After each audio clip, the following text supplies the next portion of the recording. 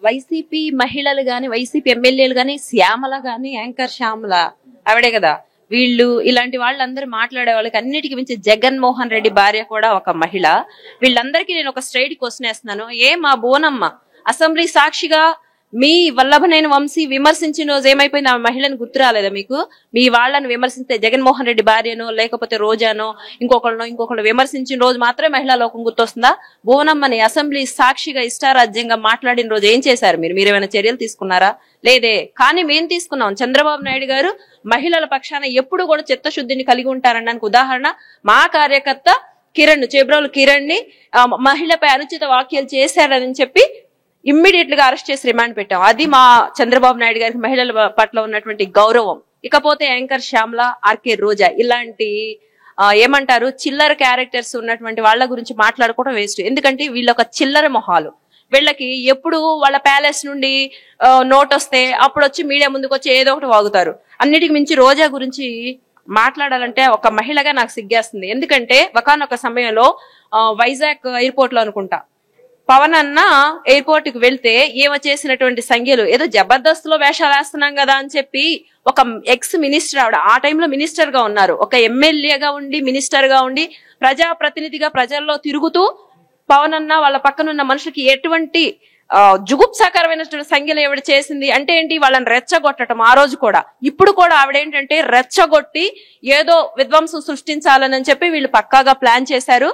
దానిలో నుండి భాగమే ఈ రోజా మాట్లాడడం కానివ్వండి, అక్కడ ఉన్నటువంటి ఎమ్మెల్యేని రెచ్చగొట్టే విధంగా మాట్లాడడం, రెచ్చగొట్టి ఎలాగోలా బయటికి తెప్పించడం.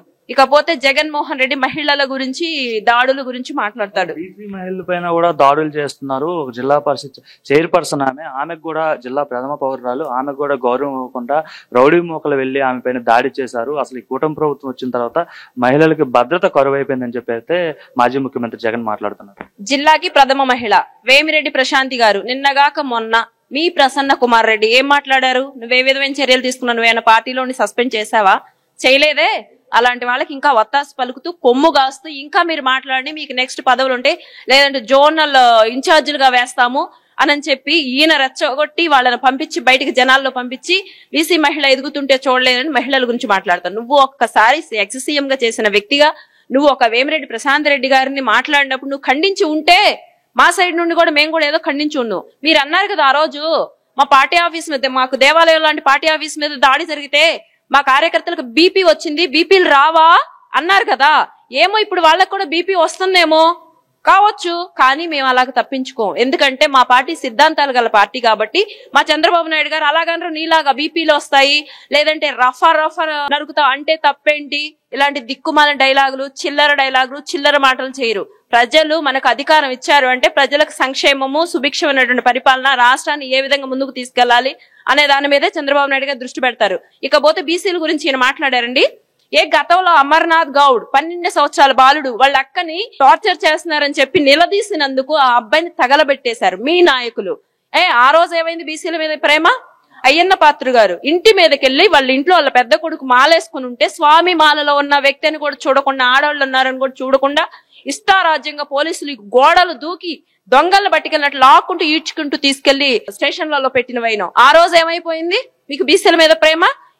అచ్చెన్నాయుడు గారు ఆపరేషన్ చేసుకున్నాను, కదలలేని పరిస్థితిలో, బాధాకరమైన పరిస్థితిలో ఉన్నానని చెప్పినా గానీ వినకుండా అక్రమంగా అరెస్ట్ చేసి తీసుకెళ్లి రిమాండ్ పెట్టినటువంటి ఆయన. ఆ రోజు ఏమైంది? కొల్లి రవీంద్ర గారు ఆయన్ని అక్రమంగా అరెస్ట్ చేసి పంపి ఆ రోజు మీకు బీసీలు గుర్తు రాలేదా?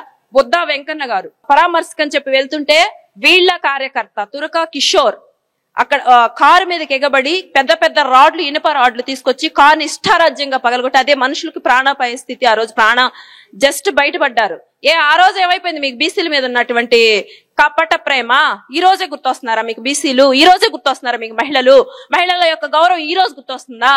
అన్నిటికీ మించి మహిళల గురించి, మహిళల గౌరవం గురించి ఏంటి, మహిళల మీద మాట్లాడిన అనుచిత వ్యాఖ్యల గురించి మాట్లాడుతున్నాడు జగన్మోహన్ రెడ్డి. ఒక్కటంటే ఒక్క చర్య ఆ రోజు మా మహిళల మీద పెట్టిన మా ఇప్పుడు ప్రజెంట్ హోమ్ మినిస్టర్ మా అధ్యక్షురాలు వంగలపూడి అనిత గారి మీద ఇష్టారాజ్యంగా పోస్టులు పెట్టి ఆమెకి కాల్స్ చేసి మెసేజ్లు పెట్టి ఆమెని ఎంత క్యారెక్టర్ హననం చేసే విధంగా ఆమెని టార్చర్ పెట్టారో ఆ రోజు ఏమైపోయింది? ఆ రోజు మీ మహిళను గుర్తురాలేదా? దళిత మహిళను గుర్తురాలేదా?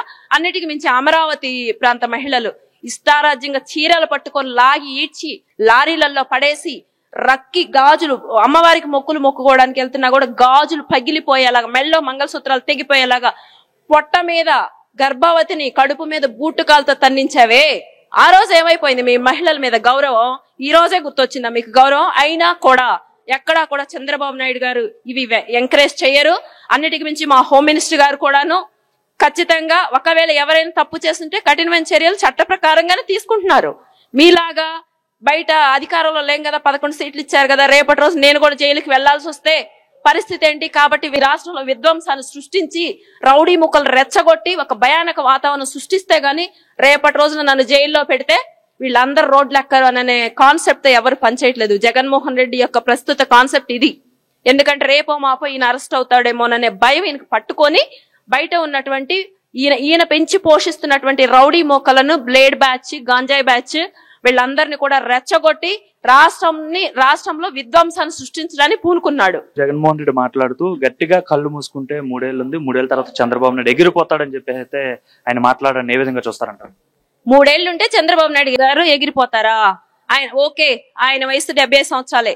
చూసుకో, చరిత్ర తిరిగి చూసుకో. జగన్మోహన్ రెడ్డి గతంలో నేదురుమల్లి జనార్దన్ రెడ్డి, కోట్ల విజయభాస్కర్ రెడ్డి, కిరణ్ కుమార్ రెడ్డి, రోసయ్య, వైఎస్ రాజశేఖర్ రెడ్డి, జగన్మోహన్ రెడ్డి ఎంత మందితో పనిచేశారు చంద్రబాబు నాయుడు గారు. కానీ అవతల వైపు పేర్లు మారుతున్నాయి, పొజిషన్లు మారుతున్నాయి.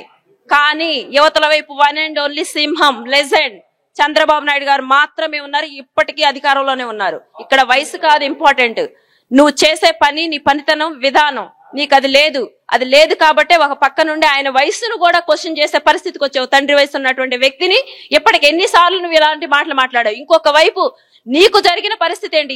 ఎవడ శాశ్వతం? గతంలో రాజశేఖర రెడ్డి అంటే నేను ఈ మాట అనాలని అనుకోవట్లేదు, బట్ ఇప్పుడు ఆయన అన్నాడు కాబట్టి మా నాయకుడికి ఆయన విలువ ఇవ్వనప్పుడు ఆయనకి మేము విలువ ఇవ్వం. ఎందుకంటే ఈ వీళ్ళ నాన్నగారు కూడా ఉంటారు అని చెప్పి 5 సంవత్సరాలు సీఎం గా చేశారు. నెక్స్ట్ 5 years ఉంటారు అనుకున్నారు. కానీ ఏం జరిగింది?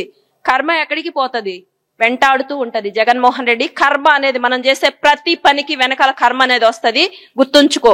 నువ్వు గాని పరామర్శలకు అని చెప్పి బెట్టింగ్లు, నువ్వు ఈయన మొన్న సత్యనపల్లిలో జరిగిన ఇన్సిడెంట్ కి అతను గతంలో చనిపోవడానికి కారణం కూడా ఇతనే. ఎందుకంటే 175కి 175 అని చెప్పి జనాల్ని రెచ్చగొట్టి ఇంకేముందు వైసీపీని వచ్చేస్తున్నానంటే వాడు పాప స్తోమతకు మించి బెట్టింగ్లు కాసి ఫైనల్ గా ఓడిపోయేసరికి ఏం చేయాలో తోచక సూసైడ్ చేసుకున్నాడు. అలాంటి వ్యక్తిని మీరు వెళ్ళడం, కాయలు ఎక్కడికి వెళ్ళినా సరే, ఇటు మామిడికాయలైనా, ఇటు తలకాయలైనా, నిమ్మకాయలైనా తొక్కడం కామనే అన్నట్టు అక్కడ 3 బలి తీసుకోవటం. నీకేం తెలిసిద్ది ప్రాణం విలువ? శవాన్ని పక్కన ఎట్టుకొని శవ రాజకీయాలు చేసినటువంటి వ్యక్తివి, సంతకాలు సేకరించి అధికారంలోకి రావాలని చూసినటువంటి వ్యక్తి, నీకేం తెలుస్తుంది ప్రాణం విలువ? ఈ రాష్ట్ర ప్రజలకు చంద్రబాబు నాయుడు గారి అవసరం ఉంది కాబట్టి 164 సీట్లతో ఆయన సీఎం సీట్ లో కూర్చోబెట్టారు. కాబట్టి ఇంకా పెచ్చు బీరిపై మాట్లాడితే ప్రజలే నీకు ఆల్రెడీ బుద్ధి చెప్పినా గానీ నీకు అర్థం కావట్లేదు. కానీ ప్రజల్లోకి వస్తే చెప్పులతో చీపులతో వెంటబడి కొడతారు. అది గుర్తుంచుకో జగన్మోహన్ రెడ్డి.